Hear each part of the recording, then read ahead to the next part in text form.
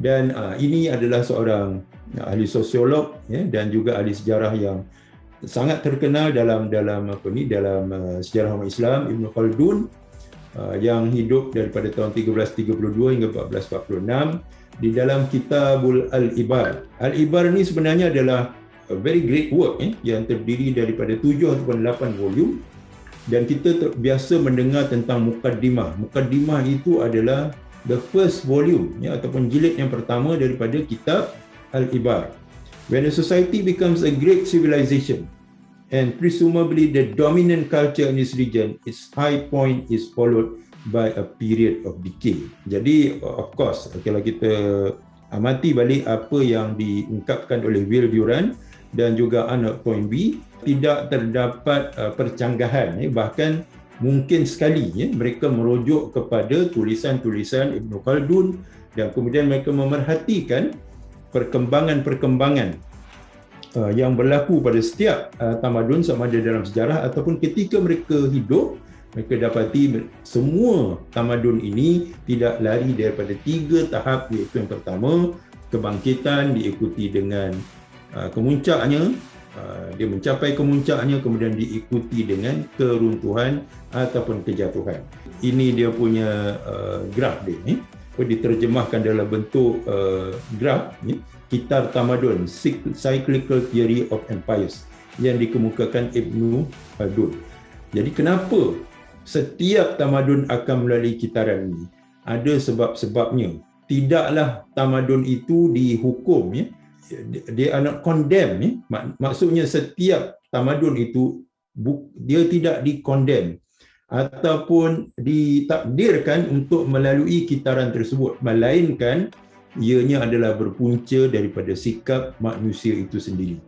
Jadi kelahiran, kebangkitan sehingga kepada kemuncaknya, apabila sampai kepada kemuncaknya dia lupa pada prinsip-prinsip murni, dia lupa kepada mendukung sifat-sifat yang dituntut daripada seorang manusia yang bertanggungjawab, amanah, kejujuran, dia berkhianat, maka akhirnya the inevitable will happen. Apa dia? Iaitu kejatuhan. Ini adalah sesuatu yang berpunca daripada sikap manusia itu sendiri, bukanlah ianya dihukum oleh Allah Subhanahu Wa Taala. Kiranya tidak ada satu tamadun pun yang terlepas daripada hukuman ini, termasuklah tamadun Islam. Baik, ini beberapa contohnya. Jatuh bangun tamadun. Kita lihat the Roman civilization, sebuah empire yang hebat, daripada tahun 753 sebelum Masihi sehingga 610 Masihi. Jadi kalau kita tengok tarikh itu bertepatan dengan Rasulullah Muhammad Rasulullah SAW diangkat menjadi Rasul secara resmi.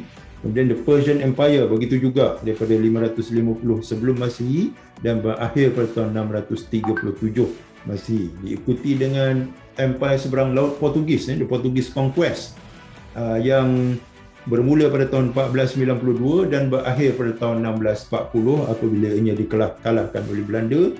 Dan kita tengok komunis Russia, USSR, salah satu daripada empire yang singkat, jangka hayatnya pendek, iaitu daripada tahun 1917 bermula dengan kebangkitan ataupun pemberontakan Bolshevik, the Bolshevik Revolution, dan dia berakhir pada tahun 1990.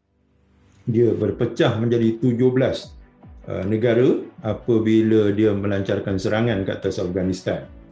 Itulah permulaan kepada kejatuhan Soviet. Dan diikuti oleh British Empire. Orang bercakap tentang British Empire ni seolah-olah tidak akan berakhir. The sun will never set on the British Empire. Akhirnya the sun eventually set. Bermula sekitar tahun 1600 dan berakhir pada tahun 1947 apabila dia kehilangan hampir semua tanah jajahan, termasuklah negara kita Tanah Melayu, apabila kita mencapai kemerdekaan pada tahun 1957. Mungkin agak lewat, tetapi bermula pada akhir 1940-an, selepas Perang Dunia Kedua, maka British Empire ni is a spent force. Maksudnya suatu kuasa yang telah lemah dan mundur. Dan USA contohnya, Saya letakkan tarikh 1886 kerana itu dianggap sebagai tarikh bermulanya USA sebagai kuasa dunia setelah selesainya Perang Saudara. Ya. Kemudian peperangan yang pertama adalah di antara US dengan Spain, the Spanish-American War, yang berakhir dengan kekalahan Spain, dan Spain kehilangan semua tanah jajahannya kepada US di Lautan Pasifik seperti Guam, kemudian Filipina, the whole of Philippines, Kepulauan Filipina dan pulau-pulau di Amerika Tengah, termasuklah Cuba, Costa Rica, semuanya terpaksa dijual kepada US ekoran daripada perang Spanish-American War 1889. Dan kita lihat US kekal sebagai sebuah kuasa dunia, itu pun petanda-petanda kejatuhannya sudah semakin jelas. Dia dicabar oleh China, suatu kuasa dunia yang bangkit semula pada kurun yang ke-20. Bahkan kalau kita lihat sukan Olimpik, medal tally, yang menduduki tempat pertama setakat ini adalah China. Sedangkan dalam semua sukan-sukan Olimpik sebelumnya, yang mendahului dari segi kutipan pingat adalah US dan Soviet. Rusia dah tak nampak dalam senarai kutipan pingat dalam Olimpik pada kali ini. Seolah-olah dia menggambarkan, sukan Olimpik itu sendiri menggambarkan kuasa-kuasa besar yang semakin merudum, hatta dalam penguasaan bidang sukan sekalipun.